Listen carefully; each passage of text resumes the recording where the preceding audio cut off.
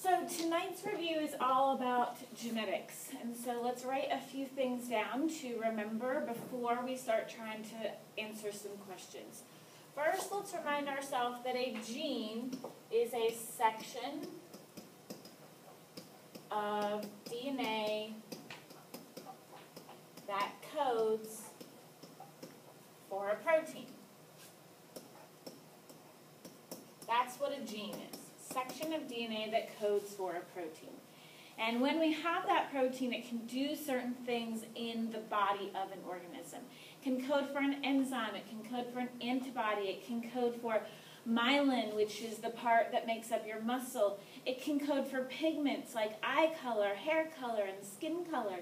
And so when we study genetics, we actually are going to be studying the genes or the DNA and the physical appearance that that protein gives us. So we're going to notice some words here, genotype and phenotype. Now this first problem is going to be a dominant recessive problem. So we're going to write that up here, dominant and recessive. Now when we solve genetics problems, there are 4 really important steps. And so before we try to solve this problem, let's review those steps. The first step is assign alleles. Remember, alleles are the different versions of the gene. So somebody might have AA, TT, AA, GG, CC, CC, CC, and somebody else might have TTT, AAA. And so those are different versions of the gene, and they show up differently in the physical appearance of us as well. So we call each of those different versions an allele, and we actually assign letters to them. Instead of having to write out the entire version of the DNA, we just write out one letter, such as big T for tall and little t for short. Now this is where it gets tricky, because down here, where we have incomplete dominance, we actually have to use different types of letters. So you do have to study, and that's part of what we're doing now, the rules for writing the letters. For dominant or recessive, dominant gets the big letter or capital, and recessive gets the little letter. And the second step is figure out the parent genotypes. The second step is to figure out your parent genotypes. Your third step is to do your Punnett, and your fourth step is to answer the questions. So make sure that you have written down these 4 steps with me so that as you get ready to solve these problems, you know how to start there. So assigning the alleles, well, we already did it for you here. Big T is tall and little t is short. So that's been done. Now it wants the genotypes for the parents. Well, they actually already gave you a filled-in Punnett square. So one parent is big T, little t across the top. The second parent was also big T, little t. Now we have some words that describe this for us. So these are our zygous words. So this parent is going to be heterozygous. What about this parent? What zygous is this parent going to be? What zygous is this parent going to be? So this one with 2 large or capital alleles or dominant alleles, this is going to be homozygous dominant. But this one with 2 recessive alleles would be homozygous recessive. So here we have our genotypes. We've taken a second to review genotypes. Now we want to also review what a phenotype means. A phenotype is your physical appearance. So in this example, the parent has a dominant allele and a recessive allele. Remember, dominant alleles are going to hide the recessive, so this is going to be dominant. And remember, dominant here is going to be tall. B, what are the genotypes and phenotypes of the offspring? So you need to use your Punnett square to list the genotypes and the phenotypes. Big T would be tall. Big T, little t, what would that be? I'm not going to tell you. I'm going to ask you to answer it. Little t, this would be short. So those are the genotypes and phenotypes of the offspring. The genotypic ratio, so how many big T's are there compared to how many big T, little t's are there? compared to how many little t's are there. If we look back, there's 1 big T, 2 heterozygotes, and 1 homozygous recessive. So the ratio is 1 to 2 to 1. The phenotypic ratio is how many of them are tall compared to how many of them are short. And so it's your job now to look back in here and figure out how many of these are tall and how many are short.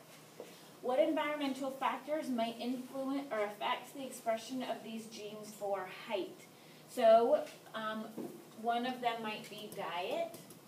One of them might be something like a disease that you catch. If we're talking about plants being tall or short, we might talk about the amount of sunlight. We might talk about the amount of water. Next, we have incomplete and codominance. Now, incomplete dominance, they said, is blending phenotype. This is also known as a mix. And so I like to use the word mix because I for incomplete, I in mixture. What this means is that we have to write the letters a little bit differently. So here we have a red 4 o'clock flower with a white 4 o'clock flower. They gave a capital R for red. This is where we use the prime symbol. So we'll have to do R prime for white.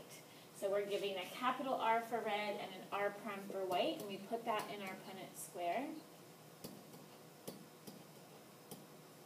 And then we fill in the Punnett squares, and we get all of the offspring are R prime. So we have to pause for a second and think about what that means. With incomplete, it means that they mix together. So it means that red and white will mix together, and that gives us pink. And so 100% of the offspring will be pink. When we look at the second question, what will their genotypes be in their percent? This one you should be able to answer on your own. So you might pause the video right now and look back at your Punnett square. What are the genotypes of the offspring? If 2 offspring from the above cross are crossed with each other, so that means we have R prime times R prime, right? 2 of the offspring were crossed with each other. Then we should be able to fill in our Punnett square and answer the questions as well. The next part is about codominance. And so when we look at codominance, it says that we have a black cat and a tan cat. All of the kittens are black and tan tabby. Set up a Punnett square to show how this could happen. Remember, with codominance, we have to use 2 capital letters. So first we need to assign our letter for black. Might be a capital B, and tabby or tan might be a capital T. So I have an all black cat, big B, and an all tan cat, big T, and then I fill in my Punnett square. Now I have big B, big T. And it tells us that all of the offspring are black, and we really focus on that word and. What will be the resulting phenotypes, genotypes, and what were the genotypes of the parents? Next is sex-linked traits. What is the male sex chromosome in humans? Remember, this is the Y chromosome. And the female sex chromosome is going to be the X chromosome. Color blindness and hemophilia are sex-linked traits. What chromosomes are these genes found on? Sex-linked are on the X. You could also call them X-linked. Cross a female who is a carrier for hemophilia with a normal male. Now remember, sex-linked traits that we need to know include color blindness and hemophilia.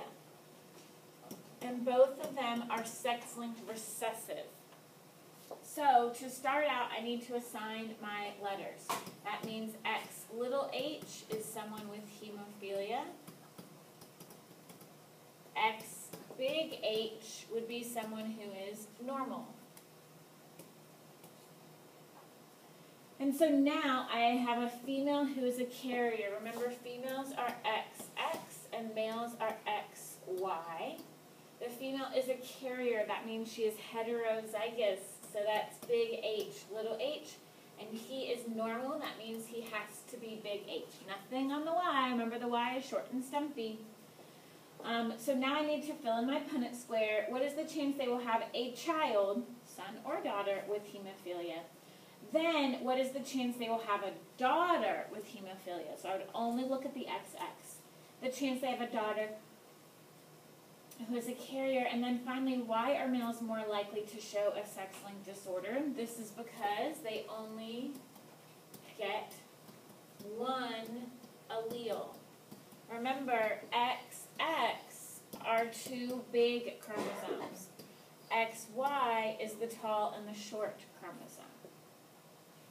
Next, we have some blood type problems. And so we want to look at these blood type problems. They show multiple alleles, and they show dominant and recessive, and they show codominant. So there's a lot of really important information. Remember, the alleles are big I, big A, big I, big B, and little I. These two are both capital letters. That means they're codominant. They both show up. The little I is recessive. That's why it's written like that, and it can be hidden. A woman with type A blood has a child with a man who is type B blood, and their first child has type O blood. So, for the mom to be type A blood, she has to have her first letter be big I, big A. For the dad to have type B, he has to be big I, big B. But then they have a child who is type O. Remember, type O is little I, little I. So how do we get that? Well, if each of the parents was, what zygous? Heterozygous? If each of the parents was heterozygous, then there is a chance that they could have a child with type O blood.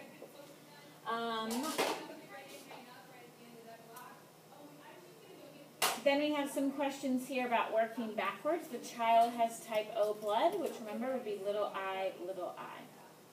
Next, we have a test cross used to determine the genotype of the parents. Describe the test cross that a farmer would use to determine the genotype of an animal that shows a dominant trait. Use the following Punnett squares in the letter big A and little a to explain your answer. Excuse me. So, the animal has a dominant trait. They are either big A, or big A, little a. It turns out that if we cross them with a homozygous recessive. Now remember, I always know the physical appearance of a homozygous recessive. If they are little a, they have to physically show the recessive. So that means that we can have them mate with the one who's dominant. And when they mate with the one who is dominant, then we can look at the offspring.